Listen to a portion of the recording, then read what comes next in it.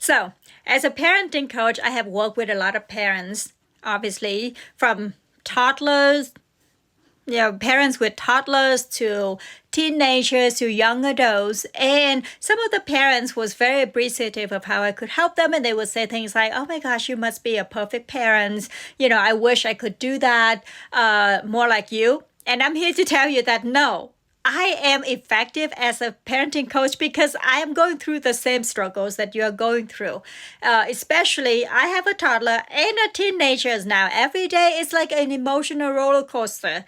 And part of it is that because I have the knowledge, I have taken trainings, and I have the experience. I've been working with parents for years now on this, and I have done my own self-work. Right? I have been in therapy. I have processed my traumas in my childhood. I have done work on my anxious attachment style to know when it show up and to own my stuff. Right? My teenager this morning, we were talking about something, and I decided to let him experience the natural consequences of his action. Did I feel great about it? No. My mama hearts want to solve the problem for him and to make him feel good. But I know that this is something he could handle. And I show him and I share with him that, hey, I know this is not perfect, what you want. You make a mistake, and I trust that you could handle it, right? But then I keep asking him about his feeling, and there's one point he's like, I don't want to talk about it. Just stop talking about it. I don't want to talk about my feeling. And I noticed a shift in me. I felt rejected. My feelings were hurt. But then I also know in that moment that he is practicing his autonomy. He is establishing his boundaries. It hurts my feeling, but that's my stuff to deal with. Like, I have to process it. And I might have to come back to it and say, I appreciate what you're trying to communicate. Let's work on how you communicate it. But in the moment, what I didn't do, I didn't yell back at him.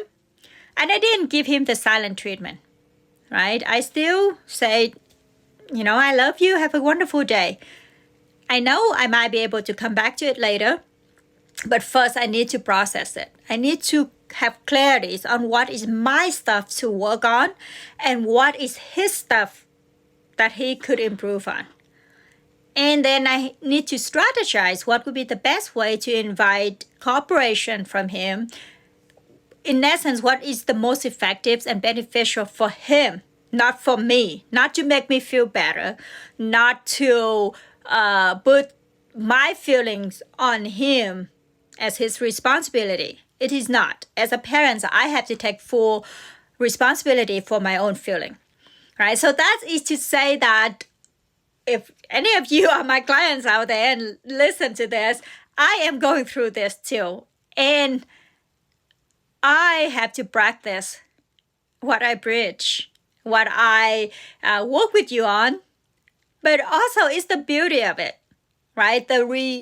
How you reparent yourself is to acknowledge that these emotional injuries feel less and less severe over time. That's how you know you're starting to heal. But I also, personally, I think as a parent, that's my job, to reparent myself so that I could own my stuff and create space, safe, supportive space for my children to deal with their own stuff, to develop their own boundaries, to know themselves, to deal with their own emotional regulations. And it's very helpful for me to be able to have that pause, that tiny millisecond pause before I react out of my emotional wounds. But instead, I choose to respond from emotional maturity.